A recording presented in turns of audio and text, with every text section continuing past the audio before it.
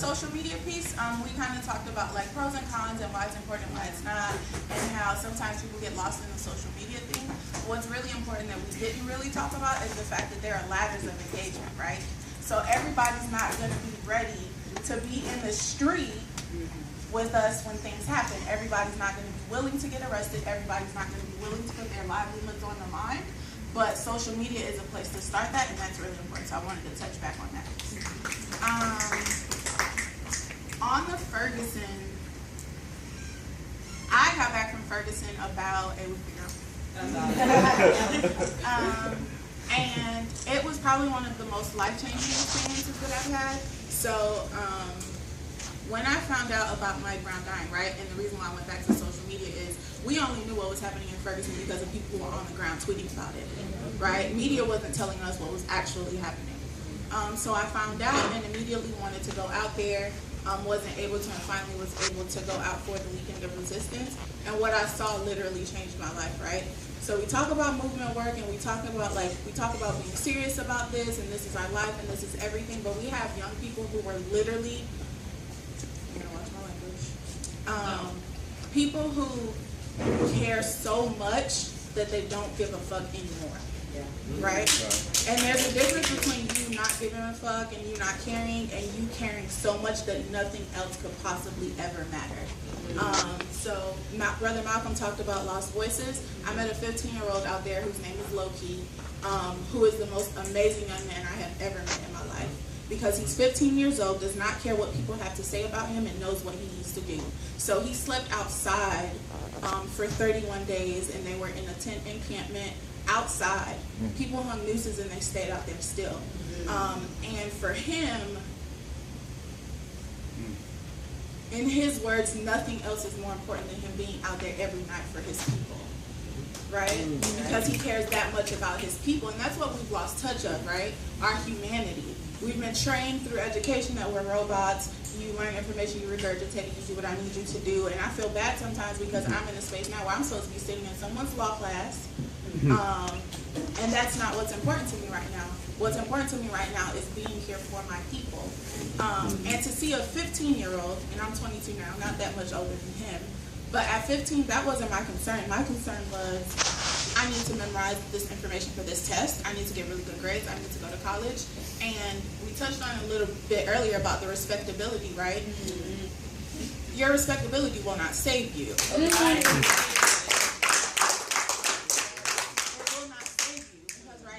Straight hair, but my hair is natural and it's curly, and I wear it in a fro. And that's the reality of it, right? And so what's really important is for us to not forget the people who we're fighting for, but more importantly than who we're fighting for is who we should be fighting with. Right? Because we can't speak for people. People have voices, and power is a word that kind of bothers me. I can't give you power. I don't have power to give you. We all inherently have power, and we have to really get serious about that. But going back to the Ferguson piece, what's happening in Ferguson is so very critical and so very important, and I urge everyone to not get comfortable in saying that that's what's happening in Ferguson, because the reality of it is that police are militarized everywhere. Right? US has grenades that they can buy for 25 cents. Right? Gainesville Police has access to military grade weapons. So the reality is, we can say what's happening in Ferguson is happening in Ferguson and we're distanced from it, but we're not. So everyone needs to really get in a position where we're being mindful and aware of that at all times.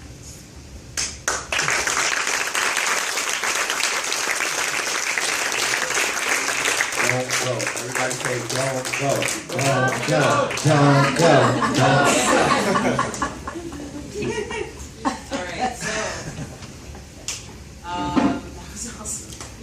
Next question is, why do you think Mike Brown, why do you think Trayvon, why do we think that Jordan Davis, why do we think that something that happens every day but we hear about selectively, why do some of these deaths go viral and others don't?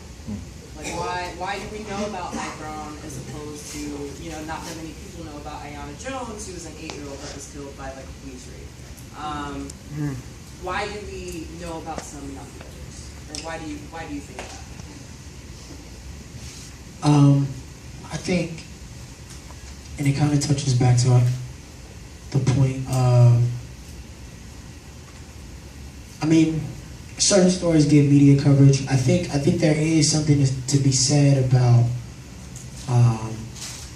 the idea that only black men get killed by police, and I think that has implications of, you know, certain voices being silenced, i.e. women or queer folks or trans folks who are also black and who also experience, if not worse, police brutality in a lot of different ways. So I think in that aspect, voices are not heard. I mean, I'm not a journalist, I'm not a media person, but I think it is about, you know, how do you say it? Sensationalizing certain things. That's the word. And I think it's important in movement work not to exceptionalize, you know, certain people's, you know, Trayvon over any other young black person in a hoodie or Mike Brown over anyone else. But I think, you know, we become attached to narratives and stories and folks. And I think if we remember, you know, that it is, you know, not to romanticize what's happening in Ferguson, right? Because, you know, we went down to Ferguson, but we didn't need to be organizing in Ferguson, right? We need to support folks who got that. Like Phil said, it's a Ferguson. America is Ferguson. And so, you know, we have to locally and statewide organize in a lot of different other places. But I think, yeah, I think we in movement work can't allow ourselves to let the media dictate, you know, or over sensationalize. Dang. Yeah, I'm gonna let somebody else talk, but that's that piece. Yeah. It's just clear there are certain people that the media cares about and certain people that the media does not care about at all. So it was two women hog-tied together on the side of the road in Tampa or Jacksonville. They were from Tampa and it happened in Jacksonville, or the reverse. Okay. So the article, there are two women, two black women, right, who were brutalized and murdered in a horrendous way and tied to each other on the side of the road. And the reporter couldn't get through the first paragraph before she was bringing up their criminal records, right? What they had done, how they lived. And this reporter who had done such in-depth reporting on their criminal activity or the criminal aspect of their very short lives could only find pictures that were mugshots, right? There was a transgender woman burned alive here, and nobody even batted an eye. So the media, we could just say it, the media chooses for us, right, what stories are going to get traction and what stories are going to make the back page and maybe be a paragraph, right, that people will forget. And that is a very conscientious effort on the part of people who run the media. So we should acknowledge that and know that all lives do matter, right? And so it's up to us to highlight these stories of tragedy and triumph, right? No matter who they are, no matter who they are. But it's very, very intentional. It's very intentional.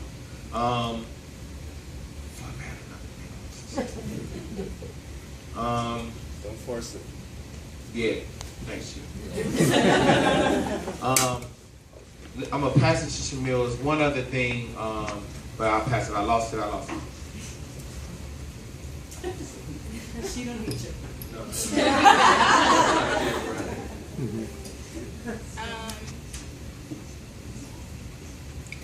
I think there are multiple layers to this.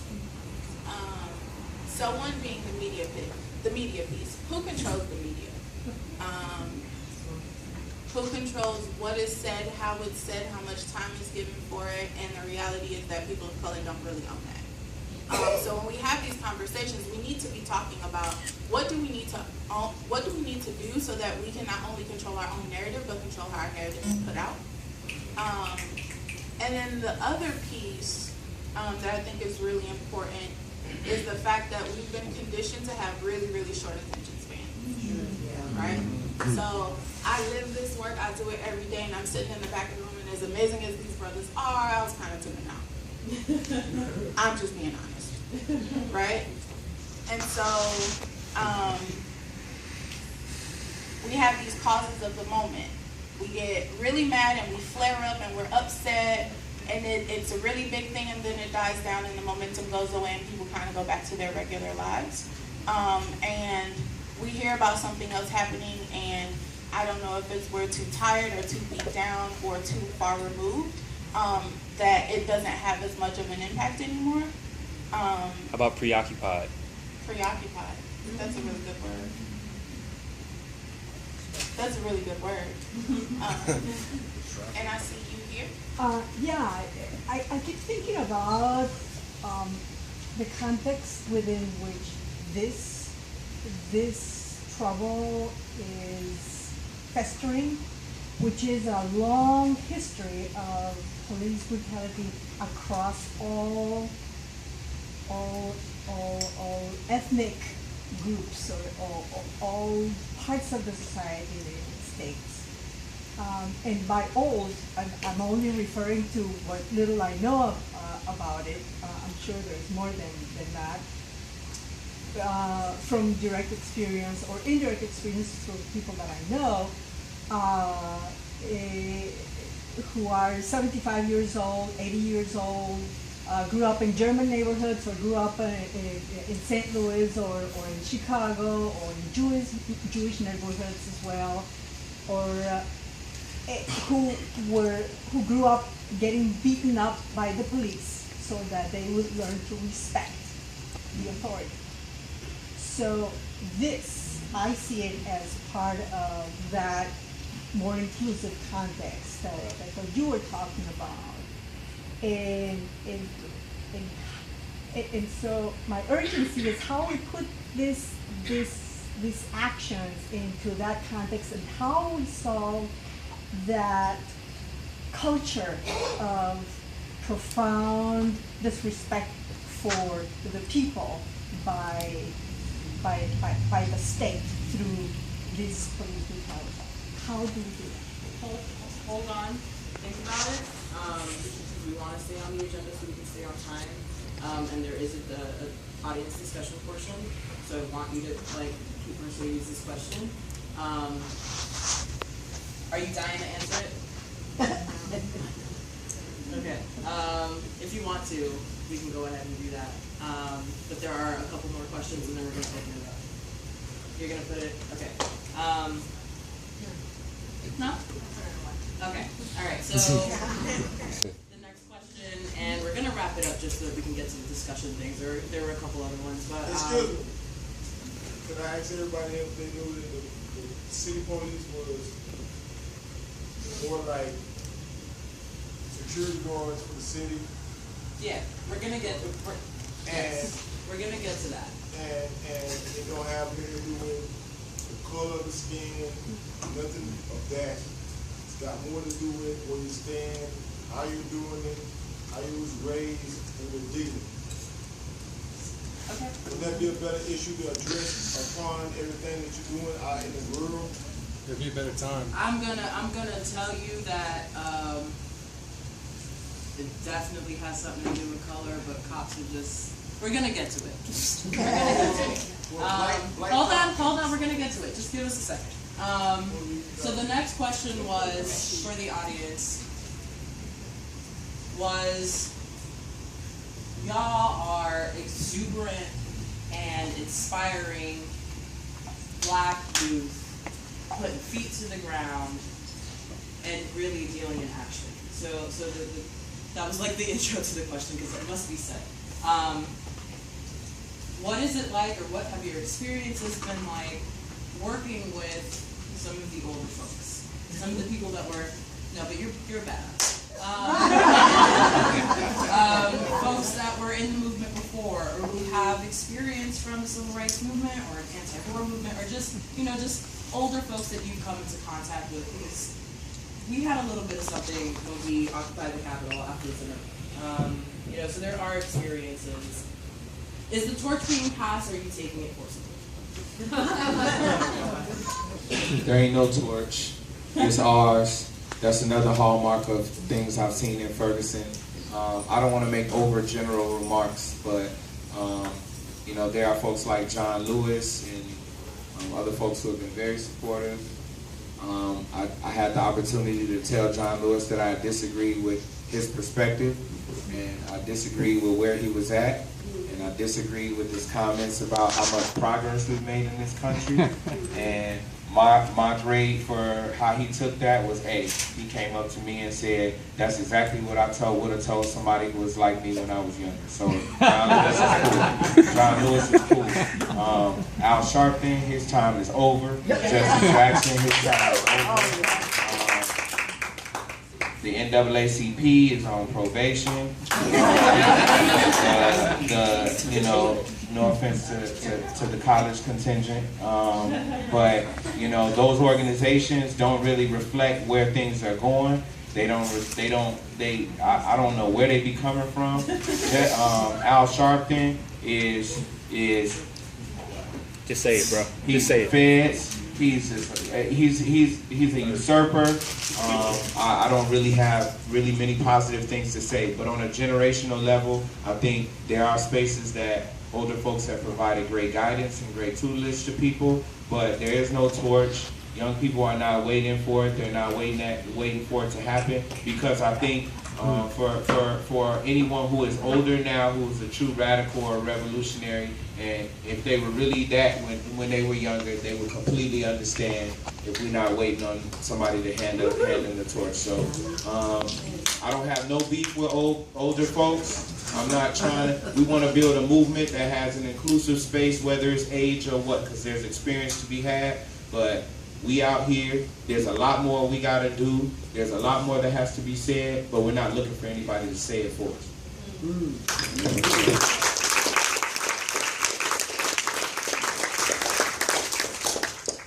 Yeah, I think intergenerational work is possible, and I think folks just have to learn. You know, none of this is about you or us. You know, in an egotistical sense, right? I mean, you know, organizations are meant to be built and to die, and to be built and to die for the people to operate as the people's struggles go on. And so I think, you know, there's a lot to learn from older folks who have done this, and there's also, you know, I think, which is why I love Kathy Cohen, who was sort of behind the idea of BYP 100. She provided the space and it got out of the way. And we have discussions with Kathy all the time about what we doing, and she respects that and completely disagrees, but you know, also knows this is our time to do that.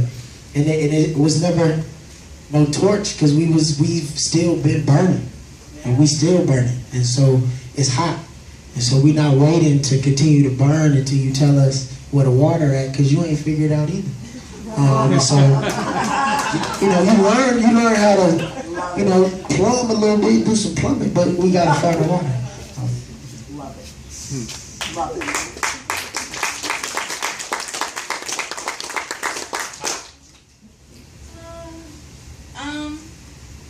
So I have really amazing mentors and mentors, like Dr. Zahar Singh, who's sitting in the audience right now. I think so. Intergenerational work is really important, right? We can't have a space where we're discussing solutions where everyone isn't a part of it. But what's really important is allowing space for everyone's voices to be heard and uplifted. And I think a lot of the trouble that I've seen between older generations and folks my age who are doing this work is everyone's talking over each other, and everyone's in these separate rooms having these monologues, and there's no actual dialogue. And when you don't have actual dialogue, you have no synthesis of the information, and you can't bring that all together cohesively. So I think that's what's been missing, and that's what's been the problem. But what's also been a problem is the difference between some folks feeling like they've experienced certain things and wanting to theorize the movement instead of actually being the movement anymore. And I think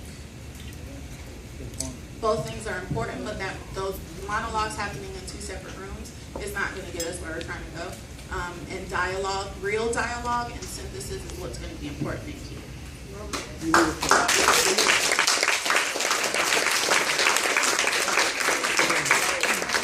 Yeah, and I also don't want to romanticize like youth all the time, right? Because that too is like a non-for-profit industrial complex. This idea that young people are like, where is that? And I mean, we are, but like, I don't want to also romanticize that. And there does take time to develop analysis, and you know, we could do 1,000 direct actions, 1,000 civil disobedience, and be. We young, we could be in the streets, but it is important to have that analysis. But I think it has to be a dialogue. It cannot be, this is what we came up with, go do it, you know. And so yeah, it has to be a dialogue. But I also don't want to just say the youth are always where it's at. But when you look at movements, it does come from, you know. All right, so we're gonna wrap up the sort of panel-y portion of it. So I want to give a round of applause for Phil.